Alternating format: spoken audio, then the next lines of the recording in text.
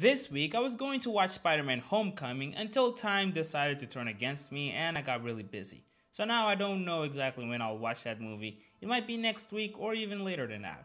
But depending on how I feel about that movie, I'll end up reviewing sometime in the near future. For this week, I'm going to review a short pilot for an upcoming cartoon called Marvel Spider-Man that came out recently, which, to be honest, I didn't like it. I mean, don't get me wrong, it wasn't bad, and I know some people like this short, but for me, I thought it was kind of eh. Now, one thing that quickly caught my attention was the art. Do you know how in some video games they have animated characters that were originally designed in 2D and they are adapted into the game's universe, but they don't quite match with each other as if they were powered by different engines? That's kind of how this show feels, although admittedly in this cartoon they do a better job blending the characters with the backgrounds. The art style was noticeably inspired by the generic superhero action art style found in so many superhero cartoons, but here the characters are more flat when they stand still and they have a cleaner skin. One thing that has always bothered me about the generic superhero art style is that the facial expression of the characters always feel kind of emotionless, and unfortunately I saw signs of that in this cartoon.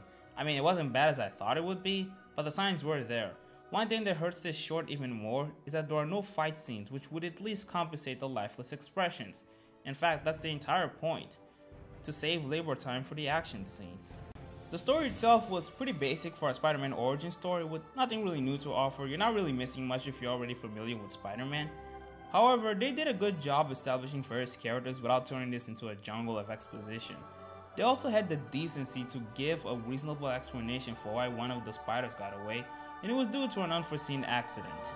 I mean, in the Sam Raimi movies, some brainless moron let a dangerous and radioactive spider get away, possibly doing one of his experiments, and didn't even bother to count the number of spiders afterwards to see if he's not missing one. This guy should have been immediately fired after that incident. Anyway, getting back to this cartoon, the characters themselves seem to behave nice and correctly, although one thing that kinda bugged me was Harry. Now, I'm not a hardcore and longtime fan of Spider-Man, but I thought Harry used to be dumber than Peter. I mean, they didn't downright say that Harry was smarter than Peter, but they did say that Harry was in a school for geniuses, which kind of implies that Harry at least has around the same level of intelligence as Peter, which kind of ruins the conflict between Harry and Peter. One of the things that made their relationship interesting was the fact that Harry's father liked Peter more than Harry, which made Harry jealous of Peter. Now, I don't see that happening because Harry is already a son to be proud of, given that he's in a school for geniuses. I don't know, I'll have to watch the show myself to see how it goes. Something else that kind of bothered me was how Peter was being genetically modified at an unusually fast pace.